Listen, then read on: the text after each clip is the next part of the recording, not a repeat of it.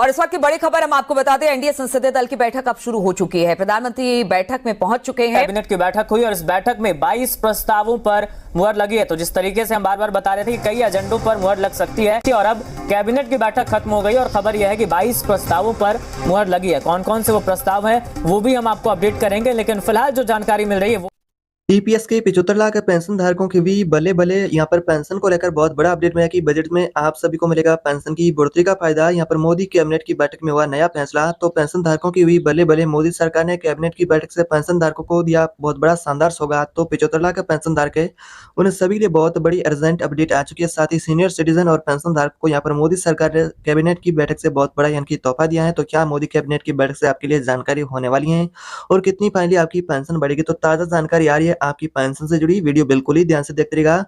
खुशखबरी इस तरह की बताई जा रही है कि पेंशन और जो पेंशन धारक है उनकी पेंशन और सीनियर सिटीजन है उन सभी को यहाँ पर बहुत बड़ा तोहफा दिया है। बजट से मिलेंगे 5 बड़े तोहफे। तो यहाँ पर पेंशन धारक है उनके लिए और सीनियर सिटीजन है उनके लिए बजट से 5 बड़ी खुशखबरी आ चुकी है। 5 बड़े तोहफे दिए वित्त मंत्री निर्मला सीतारमण ने। तो यहाँ पर कौन कौन से तोहफे होने वाले हैं और आप सभी को पेंशन में अब कितनी बढ़ोतरी मिलेगी, तो सारी जानकारी डिटेल से जानेंगे वीडियो में कि आखिर क्या यहाँ पर ऐलान हुआ है, कितनी बढ़ेगी पेंशन। साथ में केंद्रीय कर्मचारी, राज्य कर्मचारी, उन सभी की डीए एजेंसी से जुड़ी छोटी बड़ी तमाम मांगे लंबित है, उनको लेकर आखिर क्या यहाँ पर ऐलान हुआ है। तो 5 कौन कौन सी नई घोषणाएं हुई है, आइए सभी को एक एक करके विस्तार से जानते हैं। उससे पहले बस आपसे कुछ छोटी सी रिक्वेस्ट है कि अभी तक आपने चैनल को सब्सक्राइब नहीं किया है तो चैनल को सब्सक्राइब करके बेल आइकन को दबा दे ताकि आपको आने वाली इस प्रकार से पेंशन से जुड़ी ताजा जानकारी सबसे पहले मिलती रहे। तो वैसे में यहाँ पर कैबिनेट की बैठक से अचानक हुआ बहुत बड़ा फैसला। साथ में कैबिनेट की बैठक से पेंशन पर वित्त मंत्री का भी अचानक बैठक में फैसला हुआ है कि न्यूनतम वेतन लिमिट है आपका 15,000 रुपए का, जिससे कि अब बढ़ा करके 25,000 रुपए करने की मांग है वो एकदम यानी कि तेज हो चुकी है। यहाँ पर बात करें तो यहाँ पर क्या आपका वेतन लिमिट अब 25,000 रुपए होगा 15,000 रुपए की जगह। तो यहाँ पर 25,000 रुपए का वेतन लिमिट करने को लेकर एक बार फिर से यानी कि मांगे तेज हो चुकी है पेंशनर्स की। तो यहाँ पर क्या वित्त मंत्री निर्मला सीतारमण ने ऐलान किया है, बता दें कि आपकी वेतन लिमिट को लेकर फिलहाल चर्चाएं हो रही हैं। तो अचानक बैठक में ये बहुत बड़ा यानी कि चर्चा की गई पेंशन को लेकर, जिसमें कि 4 नई घोषणाएं पेंशन को मिलेगी। तो यहाँ पर मिनिमम पेंशन है आप सभी की, एनपीएस के जो पेंशनधारक के केंद्रीय कर्मचारी उनका एनपीएस पेंशन एरियर है, 8वां वेतन आयोग है। तो इस तरह के तमाम मुद्दे हैं जिनको लेकर यहाँ पर बहुत बड़े ऐलान हुए। तो 5 कौन कौन सी नई घोषणाएं की गई हैं, आइए सभी को जानते हैं। तो 4 नई घोषणाएं कौन कौन सी होती है, सबसे पहले जानते हैं कि ईपीएस 95 पेंशन धारकों की पेंशन को लेकर आखिर यहाँ पर क्या फैसला हुआ है। तो मोदी कैबिनेट की बैठक से इस तरह की जानकारी आ रही है कि पेंशन के प्रस्ताव को लेकर यानी कि लंबी चर्चा की गई। फिलहाल चर्चा इस तरह की हुई है कि जो पेंशन धारक है उनकी पेंशन की राशि बढ़ाई जाएगी बजट से पहले या फिर नहीं। तो यहाँ पर इस तरह की जानकारी बताई जा रही है मीडिया रिपोर्ट के अनुसार कि आपका जो वेतन लिमिट है उससे बढ़ाया जा सकता है या फिर संसदीय स्थायी समिति उसकी समीक्षा अनुसार आपका पेंशन का राशि जो 1,000 रुपए से उसे 3,000 रुपए भी किया जा सकता है। लेकिन कर्मचारी संगठन है पेंशन से उनको ये राशि मंजूर नहीं है। उनको उनकी मांग ये बनी हुई है कि 9,000 रुपए की मिनिमम पेंशन सरकार लागू करे, या फिर एनएससी की टीम के द्वारा मांग ये भी की जा रही है कि 7,500 रुपए की पेंशन के धारक है उनको साथ में मिले डीए भी, उनकी 7,500 रुपए की पेंशन के साथ में डीए भी मिले और मिनिमम पेंशन जो 1,000 रुपए की जगह 7,500 रुपए लागू करे, साथ में हायर पेंशन है, मेडिकल का लाभ भी दिया जाए। तो यहाँ पर बहुत सारे उनकी सरकार से नई घोषणाएं ऐलान हुए।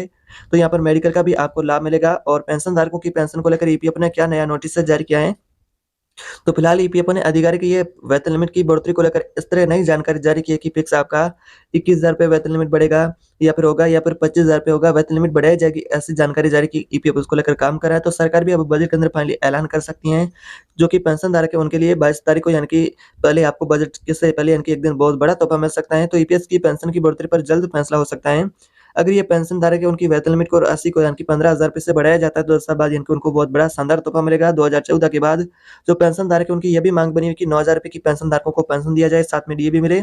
तो वित्त मंत्री निर्मला सीतारमण ईपीएस पेंशन को लेकर एक बार फिर से पेंशन धारकों को बड़ी खुशखबरी दे सकती हैं। जल्द इसको लेकर ऐलान आपको बता दें कि पेंशन के बजट के अंदर यानी कि जो बजट है उसके अंदर पेंशन को लेकर भी ऐलान हो सकता है। तो एनएससी की टीम के द्वारा भी पेंशन धारकों की प्रमुख मांगों को लेकर संघर्ष जारी था, यानी कि उनका भी संघर्ष वो सफल होता नजर आ रहा है क्योंकि 65 से 75 लाख पेंशन धारक है उन सभी को पेंशन की बढ़ोतरी जल्द मिलेगी।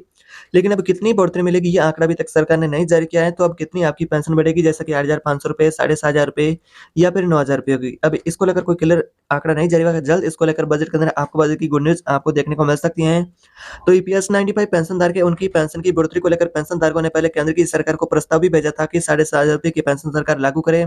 साथ में केंद्रीय कर्मचारी पेंशन धारकों की अन्य लंबित पड़ी मांगे उनको लेकर यानी कि सरकार को प्रस्ताव भेजा था कि सरकार प्रमुख जो कि पेंशन की लंबित पड़ी इन मांगों को पूरा करे।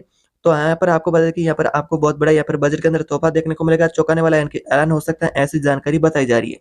पूर्ण बजट के अंदर ये आपकी पेंशन जो है ऐलान होने की उम्मीद की जा रही है। तो इसके अंतर्गत सीनियर सिटीजन है उनको पेंशन होगी, उनको यहाँ पर बहुत बड़े तोहफे मिलेंगे। चर्चा की गई है पेंशन धारकों की पेंशन को लेकर और सीनियर सिटीजन है उनकी प्रमुख लंबित मांगों को लेकर 5 मुद्दों के ऊपर सहमति बन चुकी है। ऐसी भी जानकारी बताई जा रही है कि ऐसे में पीएम मोदी के पिछले कार्यकाल में बजट के दौरान पेंशन धारकों की 5 बड़ी मांगी पूरी होने जा रही है। तो यहाँ पर किन-किन मांगों को लेकर क्या यानी कि ऐलान हुआ है, तो हलवा सेरेमनी में यहाँ पर क्या सरकार ने ऐलान किया है, क्या चर्चा हुई है, आइए जानते हैं।